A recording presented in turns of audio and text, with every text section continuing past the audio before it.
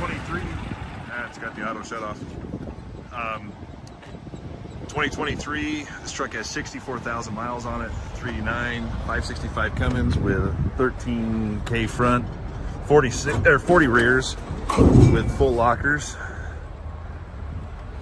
Really nice trucks.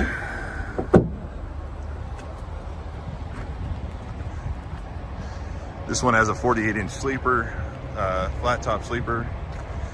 All these trucks have been around 282-inch, 284-inch wheelbase as the rear window.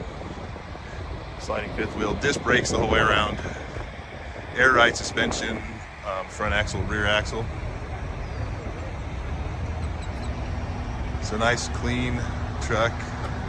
The only thing on this one has a dent right here in the fenders. You can see right there. It's like something caught it right here. But there's a dent right there in that fender. It's the only damage I see on the truck. Polished up this thing with shine, and it won't take much. They just didn't have time to polish them the time I came. LED lights, like I said, 64,000 miles. So this has the standard warranty, Peterbilt warranty, so any warranty would be transferable, I'm assuming. So if the warranty is transferable, it would go with it.